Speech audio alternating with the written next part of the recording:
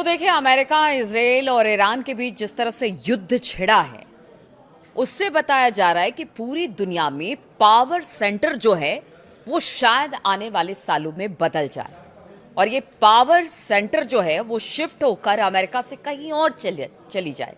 आज बात इसी पर होगी। नमस्कार, मैं हूं नीलू।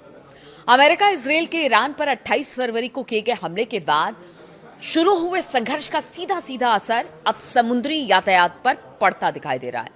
यानी हम हॉर्मूज की बात कर रहे हैं और बाकी जलमार्गों की बात कर रहे हैं। खाड़ी देशों से होने वाली एनर्जी सप्लाई में रुकावट ने दुनिया के एक बड़े हिस्से को, खास तौर पर एशिया में ऊर्जा संकट पैदा कर दिया है। हाहाकार इस वक्त मचा हुआ है।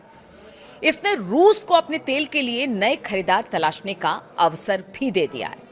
यानी आप देखिए, आपदा में भी अवसर रूस के लिए है, क्योंकि एशिया में इस वक्त जबरदस्त संकट है, क्योंकि एशिया के ज्यादातर मुल्क, ज्यादातर देश इन्हीं खाड़ी देशों से तेल और गैस की सप्लाई करते हैं। इसलिए कहा जा रहा है कि अब सबकी निगाहें जो हैं वो रूस की तरफ है।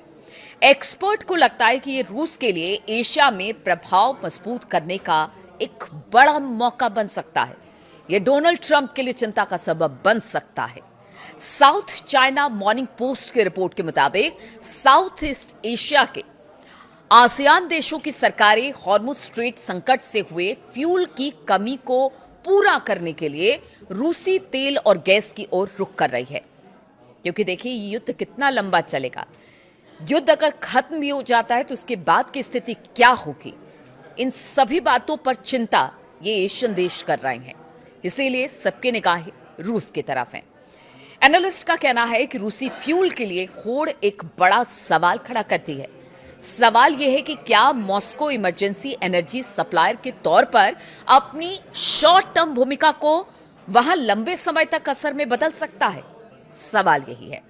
Association of south east Asian यानी कि आसियान देशों ने घरेलू रिजर्व को मजबूत करने के लिए रूस से फ्यूल सप्लाई की और इसके लिए उन्होंने रूसी तेल ट्रांजैक्शन के लिए अमेरिका की कुछ समय की पाबंदियों में छूट का इस्तेमाल किया। हालांकि यूक्रेन में अपनी लड़ाई को लेकर रूस लगातार पश्चिमी देशों की पाबंदियों में बना हुआ है। यानी सैंक्शन अभी भी पश्चिम देश के जो सरकारें हैं वो लगा रही है रूस पर तरह तरह के सैंक्शन, ताकि वो आर्थिक तौर से कमजोर हो और युद्ध से बाहर निकल आए यूक्रेन की।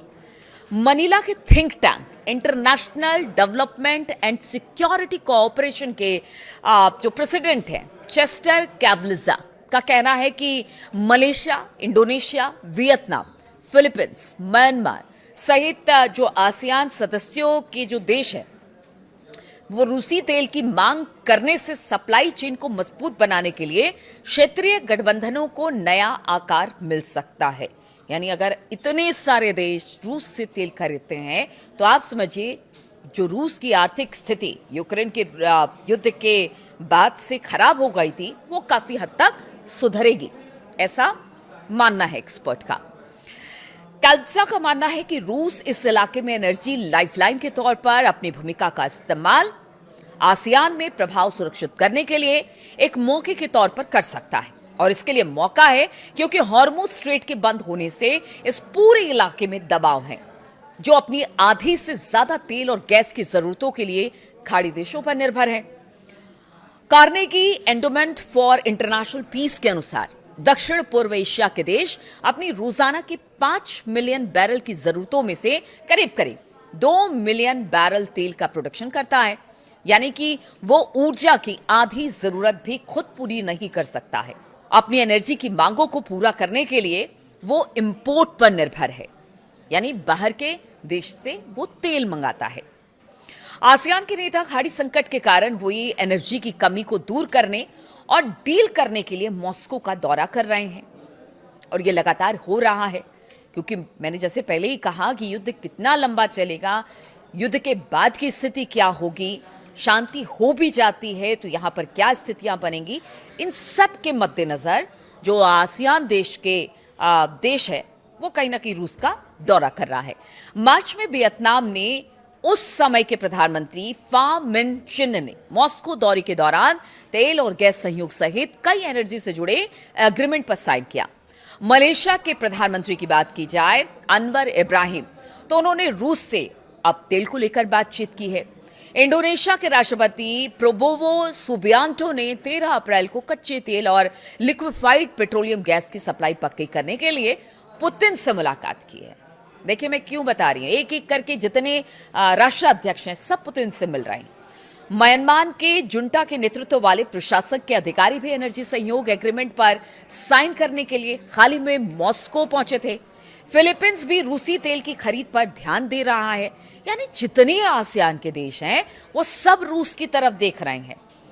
और अगर रूस के पास, क्योंकि देखिए जो एशिया की बड़ी कंट्रीज हैं, खासतौर पर चाइना या भारत या बाकी मुल्क, वहां पर दुनिया की आधी आबादी रहती है। ऐसे में अगर वहां के लोग, वहां का प्रशासन, वहां के गवर्नमेंट अगर रूस से तेल खरीदता है तो आप समझिए कि रूस को कितना फायदा पहुंचेगा। और रूस के लिए, क्योंकि तेल का खेल है सब कुछ, अब ट्रंप भी यही चाहते हैं कि तेल पर कब्जा करके वो पूरी दुनिया पर राज करे। और ऐसे में रूस को ये सबसे मुफीद वक्त लग रहा है अब जब एशियन कंट्री उनके साथ खड़ी है तेल खरीदने को लेकर। आसियान का तेल सप्लाई के लिए रूस के करीब जाना दुनिया का ध्यान खींच रहा है। एनालिस्ट चेतावनी दे रहे हैं कि हॉर्मुज स्ट्रेट पर लगातार ब्लॉकेड और जो खाड़ी क्षेत्र है वहां पर जो संघर्ष चल रहा है, गठबंधनों का रीअलाइनमेंट यानी कि पुनः निर्माण तेज हो सकता है, क्योंकि ये देश और भी ज्यादा मुश्किल में पड़ सकते हैं। कैल्ब्जा कहते हैं कि खाड़ी में मौजूद संघर्ष नया वर्ल्ड ऑर्डर बनाने का संकेत हो सकता है। अमेरिका हॉर्मुज स्ट्रेट में पैदा हुई अस्थिरता को हल करने में नाकाम रहता है तो फिर ग्लोबल सिक्योरिटी में जो खालीपन आएगा, इसके नतीजे में कई देश अमेरिकी डॉलर को नई ग्लोबल रिजर्व करेंसी से बदल सकते हैं। और इस बात की आशंका लगातार बनी हुई है कि डॉलर का होगा क्या लंबे अब आने वाले समय में डॉलर रिप्लेस हो जाएगा? इस तरह के सवाल भी उठ रहे हैं। खैर वो तो बात की बात है। कैल्ब्जा कहते हैं कि फॉसिल फ्यूल से आगे बढ़कर लंबे समय के एनर्जी ट्रांजिशन और वियतनाम और मलेशिया में न्यूक्लियर पावर प्लांट बनाने के लिए खुद को पार्टनर के तौर पर रणनीतिक रूप से तैयार कर रहा है। यह संकट के बीच इस इलाके की अलग अलग जियो इकोनॉमिक स्ट्रेटेजी को दिखाता है। तो इसीलिए कहते हैं कि ये तेल का खेल है, जो उस तेल के खेल को जीत गया वो आगे बढ़ गया। और इसीलिए कहते हैं वर्ल्ड जो पूरा जियो पॉलिटिक्स है वो चेंज हो रहा है, सिनारियो चेंज हो रहा है। अगर हॉर्मुज और ईरान पर अमेरिका का प्रभाव नहीं होगा और किसी तरह से यहां से अमेरिका को खाली हाथ लौटना पड़ता है तो इसका सीधा सीधा फायदा रूस को होगा। और रूस इस फायदे को भुनाना चाहता है, इसलिए अगर जो देश उसके पास तेल खरीदने आ रहे हैं वो उसके साथ खड़ा है। और साथ ही साथ रूस की ताकत को दुनिया जानती है, ट्रंप भी जानते हैं, इसलिए वो रूस को दरकिनार भी नहीं कर सकते हैं। इसीलिए कहा जा रहा है कि जिसने तेल पर कब्जा किया, जिसने ज्यादा से ज्यादा मुल्कों को अपने पक्ष में किया, वही होगा वर्ल्ड का किंग। बहुत बहुत शुक्रिया मेरे साथ इस वीडियो में शामिल होने के लिए आप सभी का।